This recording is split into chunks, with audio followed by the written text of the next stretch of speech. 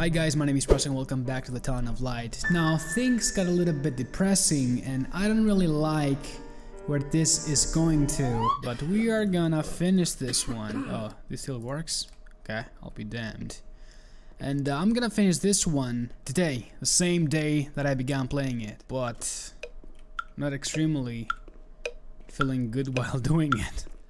Dear Mr. Director, the present letter is to recommend to your precious attention Mrs. Irene K., admitted in your institute last 12 April. Sir, of your special attention to the unfortunate woman, our dear friend, I beg you to provide for her every need. The family will satisfy every expense. For any concerns, please contact... What the fuck is that? Messenger? Michelle. Okidoki. I'm just gonna keep playing and perusing letters and investigating thoroughly and being as jolly as I can be, huh? Dear Director, I have been working at this institution for 5 years now. I'm a simple person, I'm not educated, and I feel embarrassed about writing to you. I always try to look on the bright side, but sometimes we are called upon to do difficult things. That's our duty and I will understand and accept it. There is no alternative. However, I have decided to write to you because something is happening which is simply unacceptable. I am well aware that there is someone among us who devotes too much attention to the younger female patients who are confused. The serious nature of this fact has compelled me to write to you. I am certain of your indignation and of the measures you will adopt to solve the problem, but please accept my warmest regards and respect. So is he talking about the fucking guy in the bathroom? August 21st, 1938. Confidential. Dear A, I know what you think about these things, geez, you're so so slow. I'm referring a patient to you, Renee T. This wretched girl got out of control and caused trouble in the grounds. She's almost 3 months pregnant.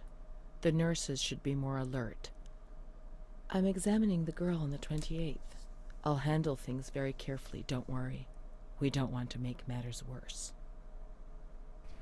Then they said that Renee was crazy, and that the illness was all in her head. Careful, little girl, careful. I was scared, and I didn't talk to anyone about the illness. Only her. Not even the other doctor. He never touched Renee. He just wrote things down. You can tell me everything. Don't be afraid, he said. Everything's going to be fine. That's how it starts. Do you want to know what I am writing? I note down what I observe in you, everything I see. He didn't hate Renee. He tried to help her, but he rarely examined her in those small surgeries.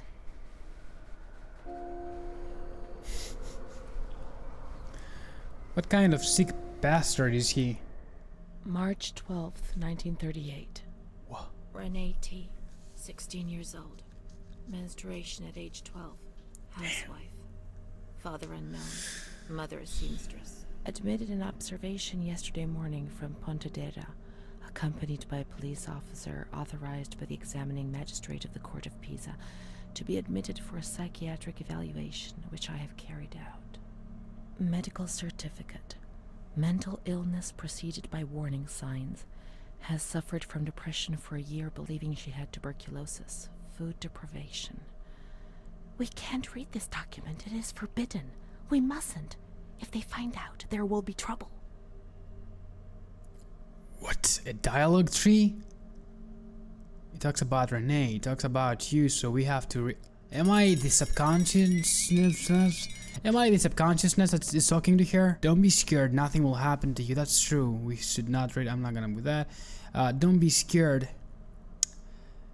It would be we mustn't find out trouble. Don't be scared. That's the best advice, I think. You have nothing to be scared of. Okay. We have to look for Amara. We must hurry. We have to follow the memories and make sure they don't fade. What? Go on. She is frightened, hears noises and ghosts, presents serious signs of anxiety, psychosis, suffers from hallucinations. She is anxious, confused, her expression is distressed, a questioning look as if terrified, disoriented. She feels confused, hears voices shouting in her head. She doesn't understand things properly. She has been feeling unwell for 2 or 3 months. When questioned, she replies, "My mother wants to hurt me. I am always scared of her. She chases me." "Why are you here?" "I argued with my mother and was so upset that I felt like my head was spinning. There was a woman there who wanted to force me into a life of prostitution. They wanted to condemn me to be burned at the stake. Children whispered, called my name." March 16th. She couldn't sleep last night. They wanted to condemn her to be burned at the stake. April 4th. Transferred to the calm ward, still under my supervision. "Yes, that's true. The ward where Amara was. Yes, the stake. The children wanted to burn Renee. She had to pay for what she'd done, like witches at the stake." Yes, let's get the fuck out of here. Was this what frightened you? They were just hallucinations. What had you done to deserve to be punished? Should I, that's so peculiar. I don't know what to decide. No, I don't think about the third option, but what was this that Friday? I don't want to remind her of something that probably is frightening her, so I'm gonna go with that. Oh shit, I just did something wrong. I didn't know what reality was. I never did. I've known many different realities, maybe too many. When you move, everything changes its appearance and meaning. So this affects our ending probably? You were ill and they try to fix you. You must understand what your reality was. Hey. Hey! April 21st. Think we did right, maybe. She's more awake this morning and is responding to questions, complains of headaches. She became agitated when she found out her mother was there. She says that one day, many years earlier, she was with a friend of hers and met a man who made her get into a car and took her for a ride. He made her smoke cigarettes and drink liquor, and the man showed her certain So this is about Renee? things. I guess? He tried to hurt Not about her us, and right? made her go crazy. She says he promised to marry her and made her swear to keep what had happened a secret. These facts were essentially confirmed by her mother. After that, she became arrogant, impatient, and hostile towards her family, especially her mother. She started taking off her clothes in public. Her moods would swing from laughter to tears. She rants. She pleasures herself. Okay. It's not true. Renee hostile? It's all made up. They wanted to make her into something she wasn't. And then certain things would have been forgotten. Renee was the bad girl. Maybe I'm starting to understand. That's enough of reading these lies. Let's look for Amara. Go on. Okay. It's taking a twist here. I'm not touching that. I'm not touching that, I said. Ow. After much theorizing and practice in clinics for the privileged, the moment for action has finally arrived. Volterra is the right place. It's an avant-garde hospital, the perfect place for a doctor who really wants to make a difference. November 20th. Crossing the threshold of the asylum was similar to entering another dimension. A world of smells, noises, and images which it is almost impossible to imagine, describe, or explain. August 1936. The situation is similar to that in many other institutions. The department is overcrowded. Hundreds of patients are supervised by a handful of nurses who are forced to tie the more distressed ones to their beds or to radiators. They do 24-hour shifts. It's impossible to work like this. We doctors rarely see the female patients, and it's the nurses who tell us what's happening to the women. How about that? More.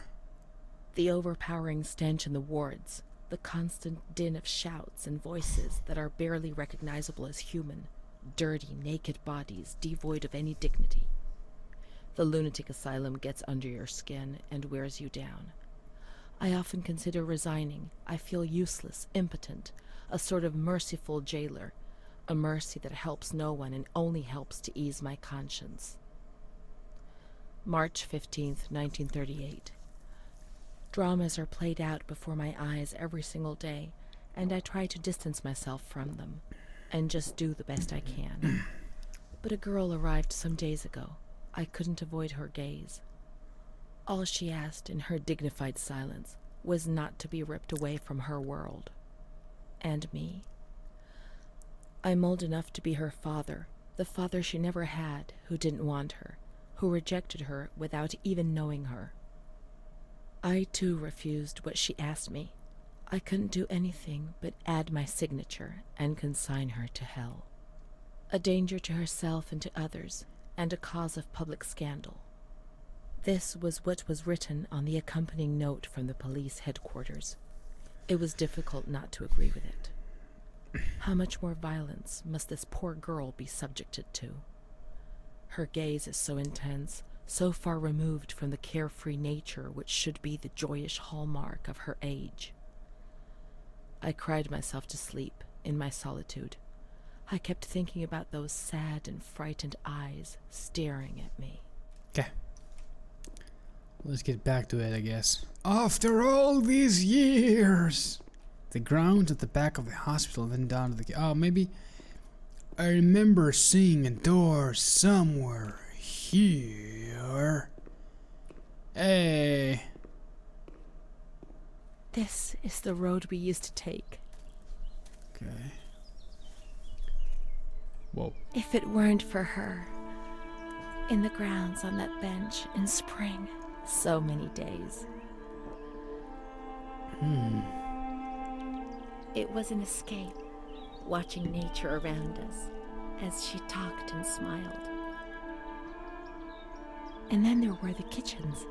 Sometimes we stole food and ran back to the bench to eat it in secret, and we laughed.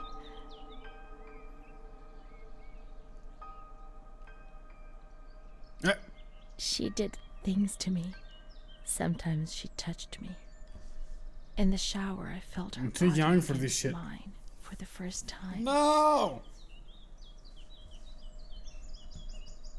It was a shiver that warmed my soul. Eyes closed, the light slipped away. Anyway, I'm gonna end this video here. She wasn't in the system.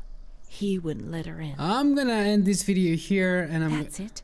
She must be the key to my memories, to the reasons why. Apparently it seems that we are close to the end. I think this is gonna be the last chapter of this wonderful and horrifying, deep inside my soul, tearing it apart game. So that's why I'm gonna end this video here, and I'm gonna see you in the next one. So thank you everyone for sharing your time with me.